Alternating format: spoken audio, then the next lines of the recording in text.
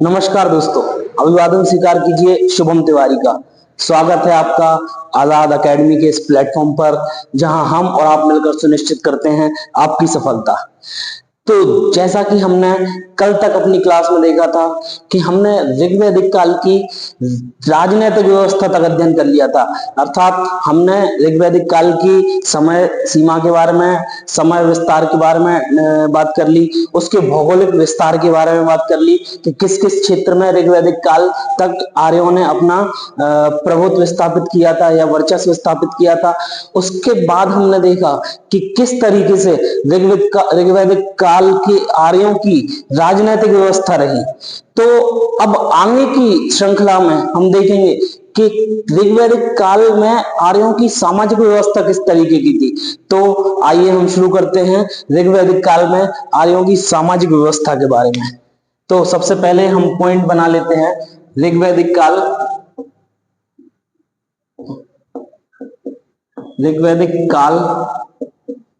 में सामाजिक व्यवस्था।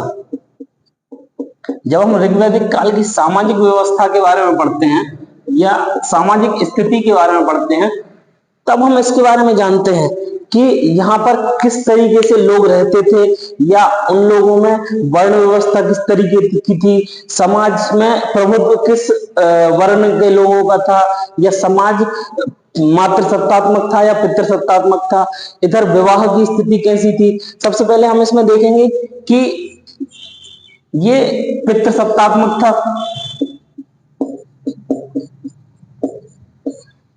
इसमें विवाह किस प्रकार के होते थे, या इसमें हम देखेंगे स्त्रियों की स्थिति कैसी थी।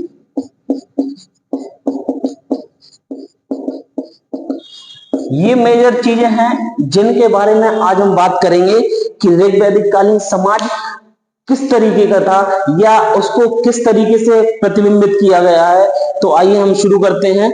जब हम सबसे पहले देखते हैं तो ऋग्वैदिक काल के लोग सबसे ज्यादा वफादार अपने कबीलों के प्रति होते थे।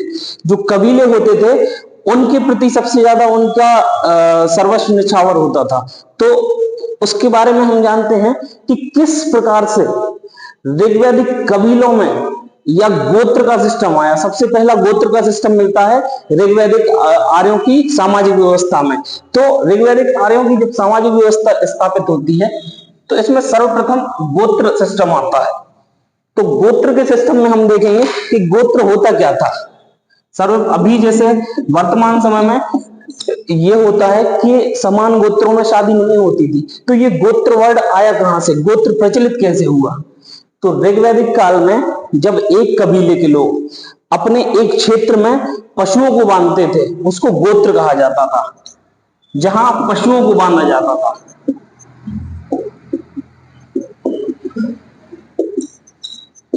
जहां पशुओं को बांधा जाता था उस स्थान को गोत्र कहा जाता था।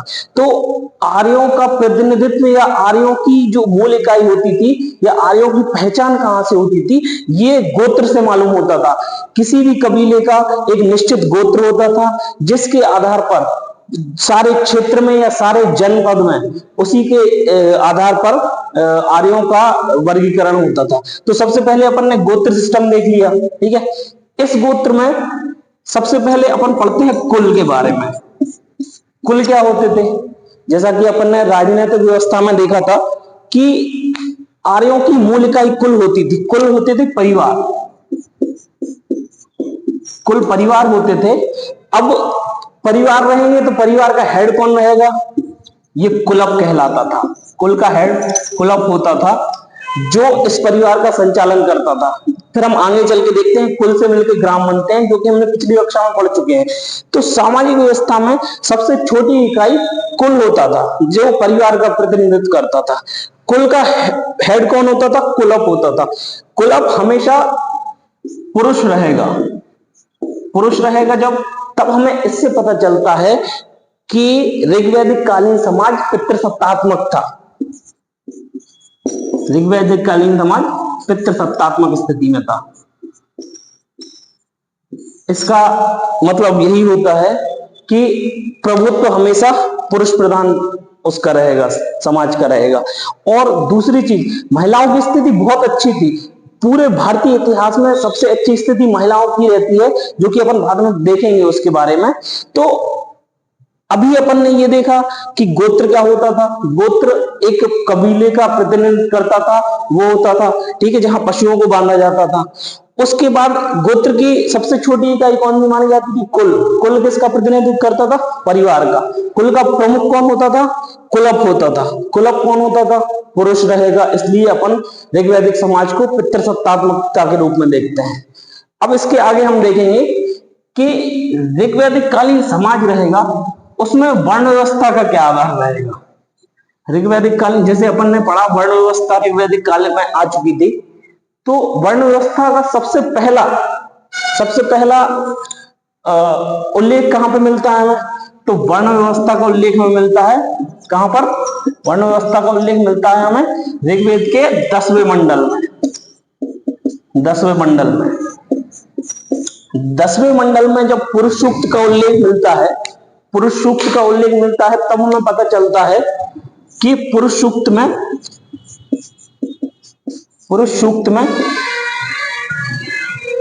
4 वर्णों के बारे में उल्लेख मिलता है। 4 वर्ण कौन कौन से? ब्राह्मण, क्षत्रिय, वैश्य और शूद्र। अब इसमें देखते हैं हम कि पुरुष सूक्त में साफ साफ लिखा गया है कि परम पिता के मुख से ब्राह्मण का, उनकी भुजाओं से क्षत्रियों का, उनकी जांघों से वैश्य का और पैरों से शूद्र का जन्म होता है। इसी तरीके से इस संपूर्ण परमपिता का शरीर बनाया गया। 4 कौन कौन से रहेंगे? ब्राह्मण, क्षत्रिय,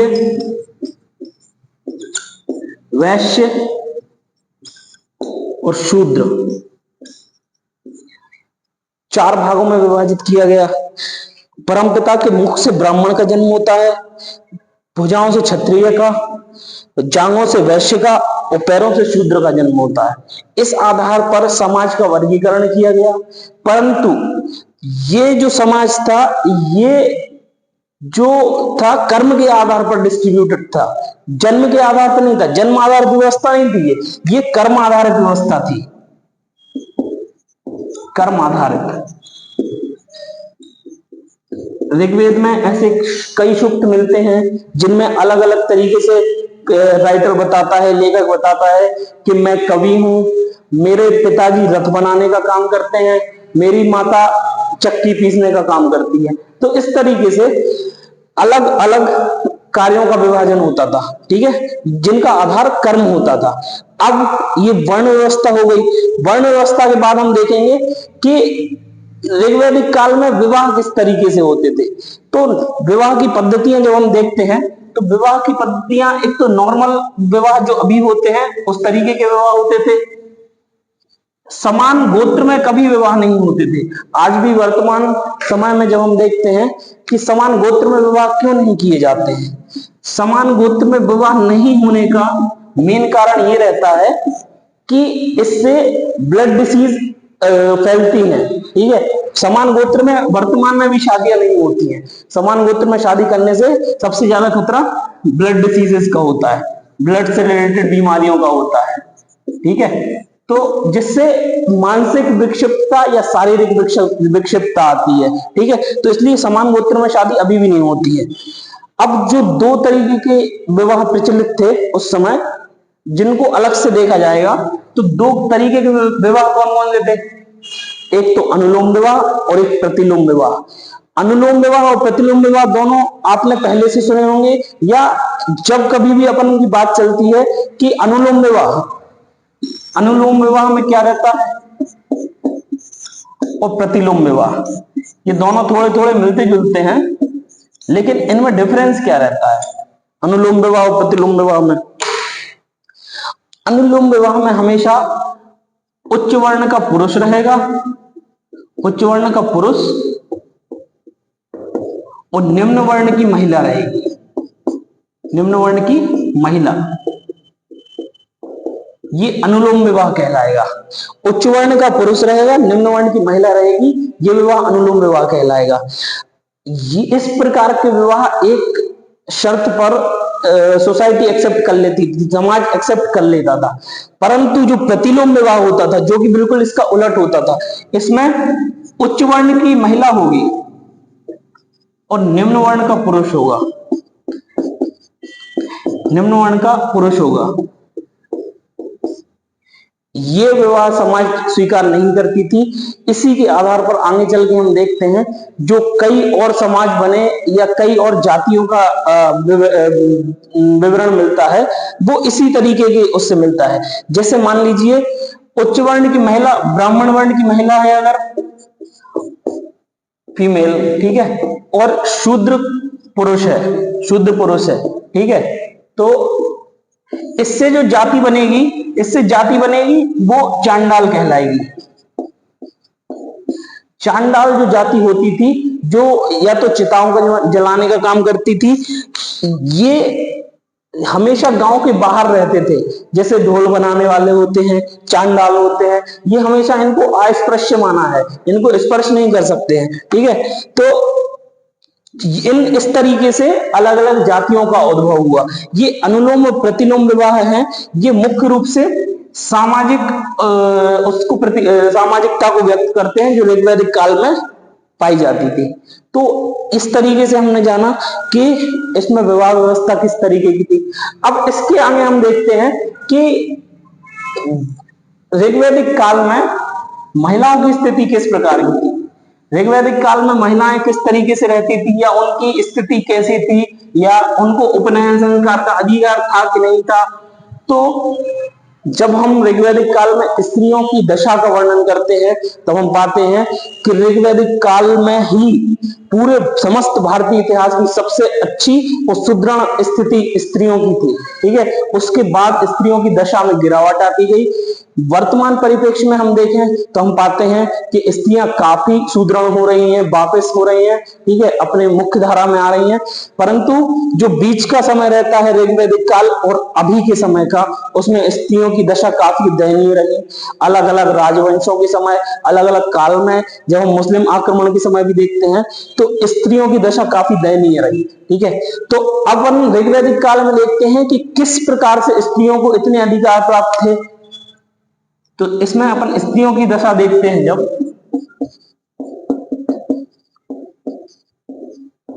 स्त्रियों की दशा के बारे में या स्त्रियों की स्थिति के बारे में जब हम आकलन करते हैं, तो सबसे पहले हम पाते हैं कि इनको उपनयन का अधिकार था। उपनयन जो 16 संस्कार होते हैं वैदिक धर्म में, उपनयन का अधिकार इस तरीके से था कि इनको जनेऊ संस्कार का अधिकार था, उसके साथ ही ये शिक्षा ले सकती थी। शिक्षा का अधिकार उस समय महिलाओं को दिया गया था। इसका मतलब यही हुआ कि ऋग्वेद में जब हम पढ़ते हैं कि घोषा, अपाला, सची और भी कई नाम मिलते हैं जो जिन्होंने ऋग्वेद की ऋचाओं का वर्णन किया है या ऋग्वेद की ऋचाओं का सृजन किया है, तो इनके नाम पे ऋचाएं लिखी गई हैं ऋग्वेद में। तो अपन देख सकते हैं कि स्त्रियां इतनी मजबूत थी, इतनी सुदृढ़ थी या शिक्षित होती थी कि उनको उपनयन का अधिकार होता था। दूसरे नंबर पर जब हम देखते हैं तो उनको पुनर्विवाह का अधिकार था। पुनर्विवाह का अधिकार था। यदि किसी स्त्री के पति की मृत्यु हो जाती थी तो पुनर्विवाह कर सकती थी। या इसमें एक चीज और आती है, नियोग प्रथा। नियोग प्रथा क्या होती है? नियोग प्रथा एक प्रकार की प्रथा यह होती है कि स्त्री अपने हस्बैंड के या अपने पति या उसके जब पति की मृत्यु हो गई है या कहीं चला गया है, तो वो पति के छोटे भाई के साथ, पति के भाई के साथ सहचर के माध्यम से, पति के भाई के साथ सहचर्य के माध्यम से संतान उत्पत्ति करती थी। क्योंकि संतान उत्पत्ति उस समय एक प्रकार का ऋण माना जाता था अगर संतान उत्पत्ति नहीं की जाएगी तो। और सबसे मूल चीज ये होती है कि वो स्त्री अपने भविष्य के लिए भी, अपने बुढ़ापे के लिए भी एक सहारा चाहती थी, ठीक है। तो नियोग प्रथा यही होती थी कि वो अपने पति के भाई के साथ सहचर्य के माध्यम से संतान उत्पत्ति करती थी, ठीक है। तो ये अधिकार थे उस समय स्त्रियों को। इधर फिर मिलता है बहुपत्नी विवाह, बहुपति विवाह। जब अपन देखते हैं कि कालांतर में बहुपत्नी विवाह बहुत प्रचलित था, तो अपन बहुपति विवाह के बारे में कैसे जानते हैं? अपन जब बात करते हैं द्रौपदी की, तो द्रौपदी के 5 हस्बैंड होने का यही एक कारण था कि अपन बहुपति विवाह में स्वीकार्यता कर सकते हैं कि स्त्रियों को ये अधिकार प्राप्त होंगे। ठीक है, तो एक बहुपति विवाह हो गया। और इसके बाद सबसे महत्वपूर्ण चीज कि इनको यज्ञ करने की अनुमति होती थी। यज्ञ करने की अनुमति उस समय महिलाओं को दी गई। इसका मतलब ये था कि वो पुरुषों से बराबरी कर सकती थी, या पुरुष इनको समाज में पुरुषों के दर्जे का ही स्थान प्राप्त था। ठीक है, तो ये महिलाओं की मूलभूत चीजें हैं जो अपन ने देखी कि उनको उपनयन का अधिकार रहा, पुनर्विवाह का अधिकार था, बहुपति विवाह थे, यज्ञ में अधिकार प्राप्त होते थे। अब ऐसा भी आता है कि कई स्त्रियां ऐसी होती थी जो कभी मतलब जीवन में कभी शादी नहीं करती थी, तो उनके लिए एक शब्द आता है अमाजू। अमाजू वे स्त्रियां होती थी जो हमेशा अविवाहित रहती थी। हमेशा अविवाहित रहने वाली स्त्रियों को अमाजू कहा जाता था।